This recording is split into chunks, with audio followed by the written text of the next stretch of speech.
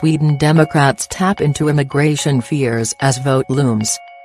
Their logo is a blue and yellow flower, the colors of the Swedish flag, and politically the nationalist Sweden Democrats, SD, are in full bloom. After entering the parliament with 5.7% of the vote in 2010, they went from strength to strength.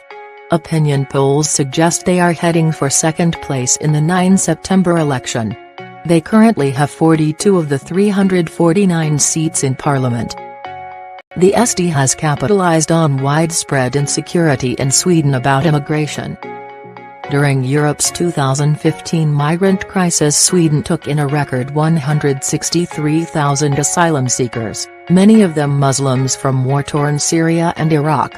It was the highest such intake in the EU, per head of population.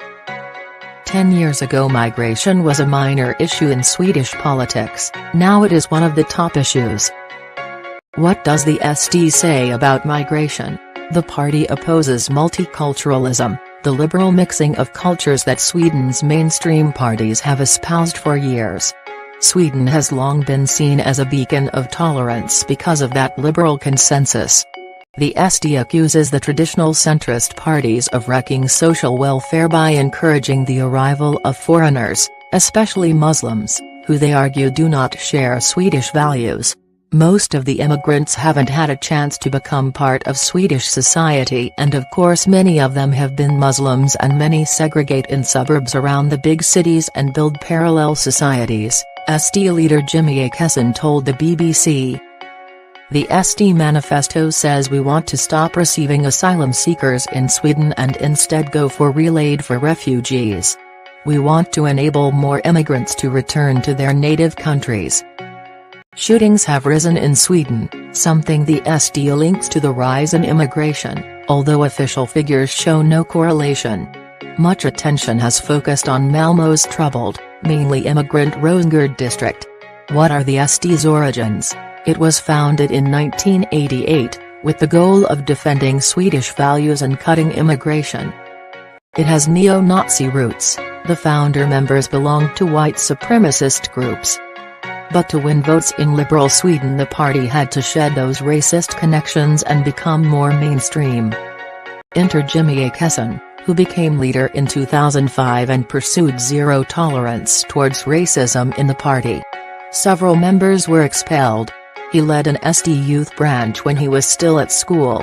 Now 39, he hails from Älvsborg, a small southern town, and studied political science before entering local politics. There are still some neo-Nazis in the party, said Anders Sannerstedt, a political scientist at Lund University in southern Sweden. Åkesson said people who in their teens had Nazi links should be forgiven and should be open about it. They still have a lot to do, but they've been more careful this time vetting candidates for election, nationally and locally, he told the BBC. Who do they appeal to? Mr. Sannerstedt says Mr. Åkesson's drive to broaden the SD's appeal has worked and, like some other rising nationalist parties in Europe, it has a populist agenda setting it apart from the political establishment. The SD is very active on the internet, knowing that many of its supporters don't trust traditional media that much, so they are looking at social media instead, Mr. Sannerstedt says. Politically it is closer to the nationalist Danish People's Party than to the far-right Alternative for Germany, AfD, he says. In the European Parliament the SD is in the same Eurosceptic group as the UK Independence Party, UKIP.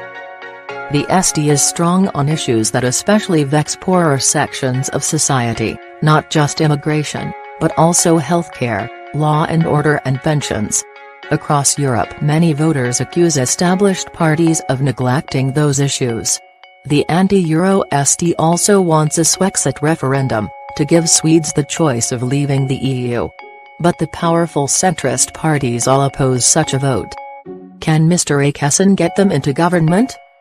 The SD won't join a government, it's out of the question, according to Mr. Sannerstedt. The other parties don't want to cooperate with them. Coalitions with the SD may be possible, however, on some local councils. The SD's rise has put the immigration issue center stage in Sweden, and even in opposition it can heavily influence policy. Patiently, Mr. Åkesson has strengthened the party organization, making it a big force to be reckoned with.